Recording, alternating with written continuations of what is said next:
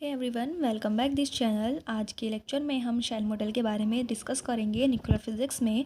इससे पहले हमने लिक्विड ड्रॉप मॉडल पढ़ा था। आई होप आपको वो समझ में आया होगा। तो नेक्स्ट है हमारा शेल मॉडल। तो सबसे पहले शेल मॉडल को समझने से पहले हम मैजिक नंबर्स को समझते हैं कि मैजिक नंबर क्या होते हैं। ठीक है, तो लिक्विड ड्रॉप मॉडल जो था वो हमारा मैजिक नंबर को एक्सप्लेन नहीं कर पाया था। हमारे जो न्यूक्लियस है हमें उसमें हमारे कुछ ऐसे एलिमेंट्स हैं जिनको हमने देखा था कि काफ़ी ज़्यादा हाईली स्टेबल है। तो हमें पता नहीं था कि ये किस वजह से हाईली स्टेबल है, बिकॉज ऑफ मैजिक नंबर। तो मैजिक नंबर को लिक्विड ड्रॉप मॉडल तो एक्सप्लेन नहीं कर पाया, तो शेल मॉडल ने इनको एक्सप्लेन किया था। अब देखते हैं पहले मैजिक नंबर्स क्या होते हैं। If the number of protons और न्यूट्रॉन और both are 2, 8, 20, 28, 50, 82, 126 of a nucleus, then it is a very stable. The number of proton मतलब नंबर ऑफ प्रोटॉन या फिर न्यूट्रॉन, अगर उनका नंबर 2, 8, 20, 28, 50, 82 या 126 है तो हम उनको क्या बोलते थे? वेरी स्टेबल न्यूक्लियाई बोलते थे। एंड इन नंबर्स को हम क्या बोलते हैं? मैजिक नंबर्स बोलते हैं। ठीक है, अगर हमारे न्यूट्रॉन प्रोटॉन सेम है किसी भी न्यूक्लियाई में तो हम उसको क्या बोलेंगे? डबली मैजिक नंबर बोलेंगे। ठीक है, क्या बोलेंगे? डबली मैजिक नंबर। अब आते हैं शेल मॉडल पर।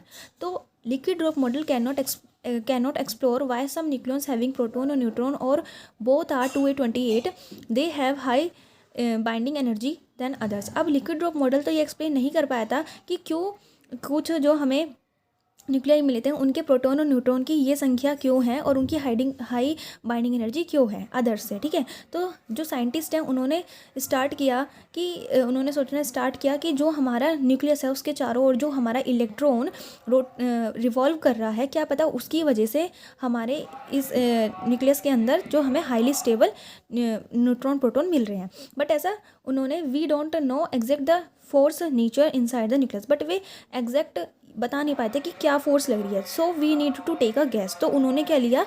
एक गैस लिया। उन्होंने सबसे पहले ये देखा कि जो हमने पोटेंशियल लिया है कि उन्होंने सोचा कि जो पोटेंशियल है इसमें वो क्या पता हार्मोनिक पोटेंशियल हो जो कि आर पर डिपेंड कर रहा हो और इक्वली स्पेस्ड भी हो। बट ऐसा कुछ नहीं हुआ। वे फिर भी मैजिक नंबर को एक्सप्लेन नहीं कर पाए थे, मतलब कि इक्वली स्पेस्ड भी थे और वे आर पे भी डिपेंड कर रहे थे। वे फिर भी मैजिक नंबर को एक्सप्लेन नहीं कर पाए थे।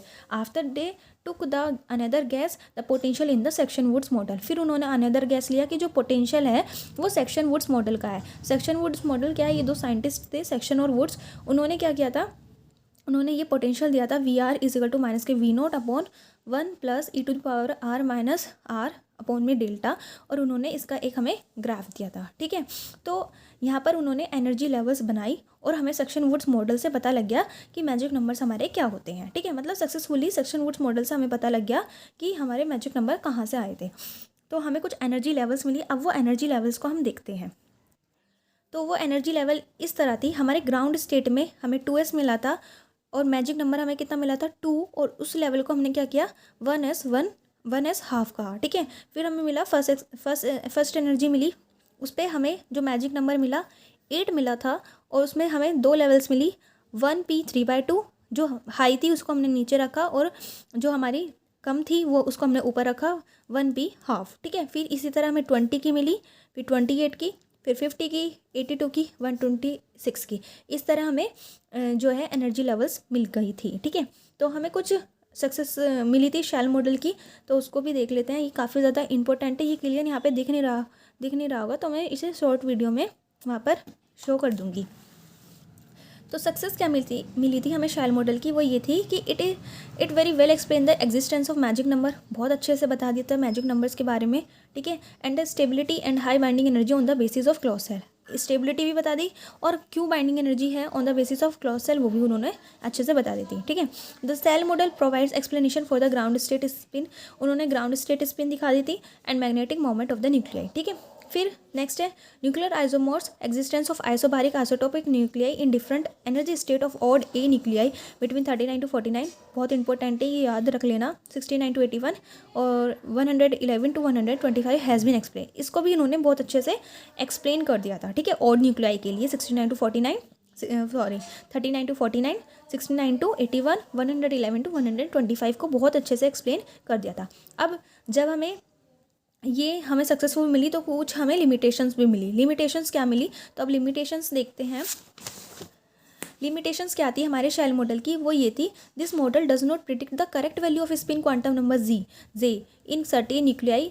अब जो है हमें कुछ करेक्ट वैल्यू नहीं मिली थी क्वांटम नंबर जे की। उन्होंने जो है प्रिडिक्ट किया था कि 5/2 आएगी, लेकिन जो करेक्ट वैल्यू थी वो कितनी थी, हाफ थी। ठीक है, सोडियम के केस में द फॉलोइंग 4 स्टेबल न्यूक्लियाई, जो ये 4 स्टेबल न्यूक्लियाई है, हाइड्रोजन, लिथियम, बोरोन और नाइट्रोजन, ये हमारे इस मॉडल में फिट नहीं बैठ रहे थे। एक लिमिटेशन हमारी ये थी।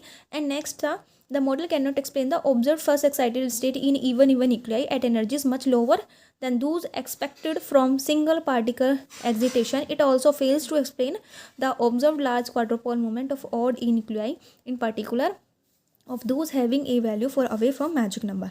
अब ये जो है हमारे लार्ज क्वाड्रेटिक डायपोल मोमेंट के लिए भी मैजिक नंबर्स को एक्सप्लेन नहीं कर पाए थे, एंड फर्स्ट एक्साइटेड स्टेट के लिए इवन न्यूक्लियाई को भी एक्सप्लेन नहीं कर पाया था। तो ये कुछ इसकी लिमिटेशंस थी शेल मॉडल की।